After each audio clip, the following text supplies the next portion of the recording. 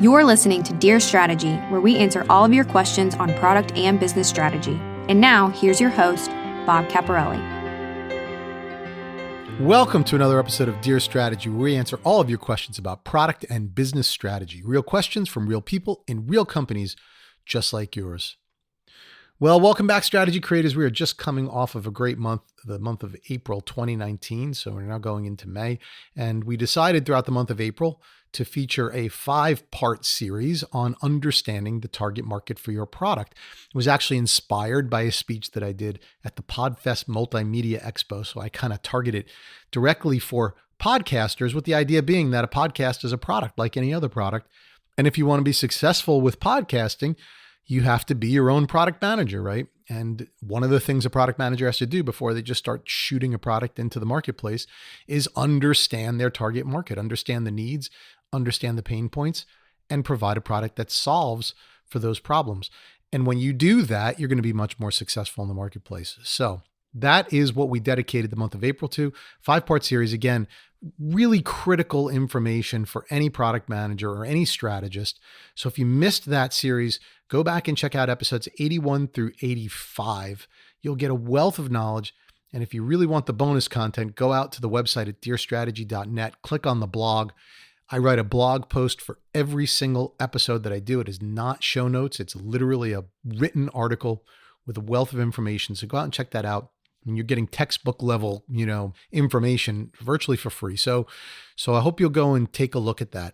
But what I wanted to do this week, we are going to go back to our standard question format, but I wanted to lead into this question with a little bit of the part 2 of the 5-part series that I did. What I mean by that is, we focused a lot in these last 5 episodes on understanding the target market for your product. And if you do all of that, you're going to be sure of creating a product that will resonate with your market. But I don't want anybody to think that just because you do that work, you're just automatically guaranteed success. Because the second part of that is that you have to let people know that your product exists, right? So yeah, it solves for a pain point. Yeah, it really should resonate with a large market, hopefully. But if the market doesn't know that it's there, then it's not going to succeed. And we see this all the time in the professional world, right? We have a great product, really resonates. All the homework was done, but it's not advertised, it's not marketed. So this kind of build it and they will come mentality rarely works in business. I mean, sometimes you get lucky, something goes viral, whatever else, but it's really the exception, not the rule. And so when you do have something that really resonates with a target audience, you have to make sure that you reach that target audience. Which brings me to this week's question. And you'll see why I chose this for this particular episode. So it is, Dear Strategy, I have a product that uniquely meets the needs of a large target audience, but I can't seem to reach them. What should I do? Okay, so you get this whole part 2 thing that I was talking about, right? I mean, strategists spend a lot of time analyzing. And when we do the analysis really, really well, we can come up with a solution that nobody else has that really resonates with a target audience and should be a runaway success. And yet, sometimes it's not, right? And so what's the problem? What do we do about that? Well, here's the issue, by the way, is that when you have that situation, the answer simply is that you need to market it. You need to let people know about the product or solution or whatever it is that you're providing. Now, sometimes that doesn't happen because we don't account for it. We don't budget it. If you're like me, and I call us strategy creators for a reason. I'm a creator. I'm a builder. I'm a creative guy, right?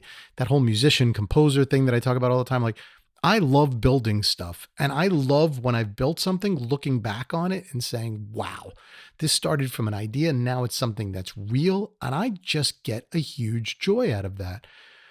But I'm not necessarily as charged up about shouting from the rooftops, right? It seems odd, but I'm just not that guy, right? I'm not the guy that's going to go and, promote myself all over the place, say, hey, if you act now, you're going to get blah, blah, blah. Like, I just feel uncomfortable with that. Even if I have something that's a huge win, I feel like I'm bragging, right? I feel like I'm imposing on people. And I think a lot of product people, and especially developers and things like that, they may have that same kind of a bent. So it's really difficult sometimes to build something and then shout out about it.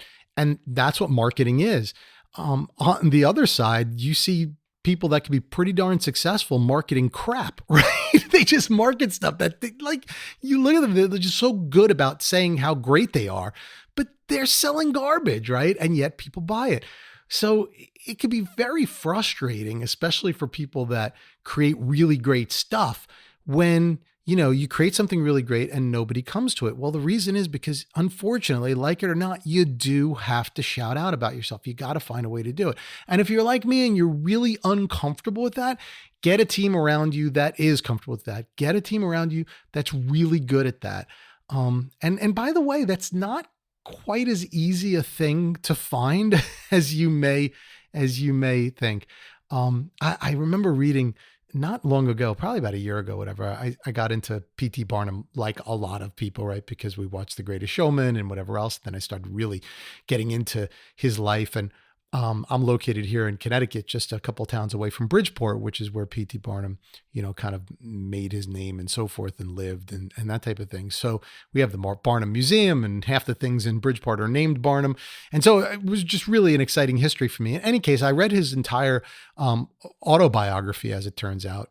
And what you realize is that, yes, he had some good products and yes, he had some good ideas. I'm never going to take that away from him. But his real strength was in letting people know about it. Man, he was one of the best marketers. And sometimes that even worked to his detriment because people felt like he was a snake oil salesman, right? Like he was better at marketing than actually creating. And that, some of the stuff he was marketing was baloney. And some of it was, right? Some of it was outright lie. But he was so good at marketing and so good at promotion that it trumped a lot of the other stuff that, maybe wasn't there. And I just found it fascinating. So, by the way, if you get a chance to actually look at some documentaries or read the autobiography of P.T. Barnum, I highly recommend it because you get the insight into a mind of a brilliant marketer, right? And you'll realize, like I did, that that's a different skill than most creators have. So you definitely have to combine both of those things. So the advice that I would give in direct response to this question is if that you did do all your homework, you have a product that meets needs, you've done all your analysis, and you have something that's unique that can be positioned to win, you have to find a way to get it in people's hands. You got to find a way to let people know about it, and no, they won't find it on their own. Continuing on with this podcast theme that we've been doing for the last 5 episodes, this podcast that you're listening to right now, Dear Strategy, is a frustrating exercise for me in many ways.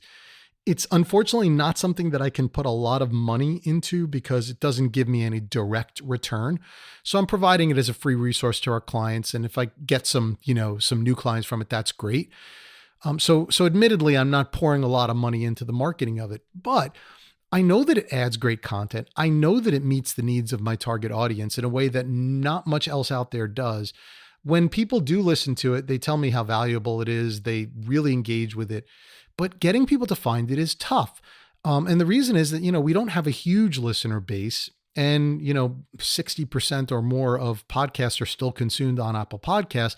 And the way that their algorithms apparently work is, if you're in a category that has a lot of other shows in that same category, like business or strategy to some extent, the only way that you're going to show up if someone types in strategy is if you have a lot of listeners. But you're not going to get a lot of listeners if you don't show up in the keyword searches. So it's like this exercise in fruition, really, really frustrating. So the only way that you can really get that ball rolling, get the momentum rolling, is if you shout out about yourself, you talk about it, you spread the word, you're out there, every week pitching and talking about it all the time. And frankly, I'm not very comfortable with that, but that's what you have to do. And I'm trying to do more and more of that. And it's a slow process. I mean, I do social media posts, every week on this on every social media outlet. I do multiple posts. I talk about it in my workshops, and still, very, very few people know that the show exists. So it's tough, right? It's really tough work.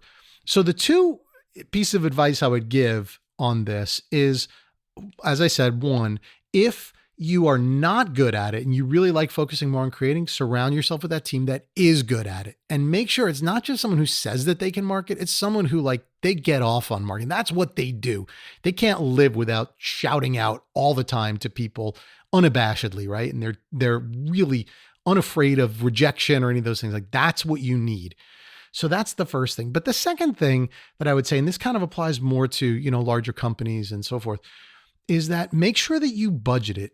As creators, and most product managers that I know are more on the creator side than on the marketing side. As creators, we tend to focus on the product, right? It meets needs. It's a really great product. It's fantastic. It does all these great things. We focus on the development and we focus on getting the product built. But many times we don't even budget for the fact that we have to talk about the product, especially if you're in a larger company. You think, well, I'll put it in a catalog, I'll put a data sheet out there, and I'll let the salespeople handle it. But man, it just doesn't work that way. You need to put money into marketing, in some cases, as much money as you put into developing. In some cases, like in the consumer space, way more than you put into developing. And the companies and people that realize that marketing has to play an equal role to development, if not a larger role, that's where the product is really going to succeed. So you have to have that 1-2 punch. Again, making sure you have a product that resonates with people's needs, and then making sure that you let people know about it by getting the right people to do it and budgeting the right amount of money to do it. And only in that way is it going to resonate. So that's the answer directly. Now that I've talked about Dear Strategy and the troubles that I go through with marketing this show, and again, because I don't have a big budget for it, I'm going to ask a favor of the people that are loyal listeners. Go tell people about it, right? If you're not a subscriber, go subscribe. Leave us a review. I'd love to get people to review because that helps with these algorithms as well. And tell your friends, tell your colleagues this valuable content that you're getting for free. And in conjunction with dearstrategy.net, the blog that I do for every single episode, go out and check that all out and share it and let people know. And we're going to do a grassroots, marketing on this thing because I'm not, too fond of marketing it myself. So I need help. So you're my help and help me out. And while you're doing that, help me with my company too, which is Strategy Generation Company. Of course, the company that sponsors this show, the company that focuses on strategy training and consulting and coaching and assessments and all kinds of great things. So check us out at strategygeneration.com. Check out the podcast at dearstrategy.net or dearstrategy.com. Spread the word, help me market. And in so doing, we'll have collectively helped to answer this question. While you're doing all that, don't forget to make time for the plan. We'll see you back here on another episode of Dear Strategy. Thanks for joining. Thank you for listening to Dear Strategy with Bob Caparelli. To learn more or to submit a question to be featured on our show, please visit us at dearstrategy.net.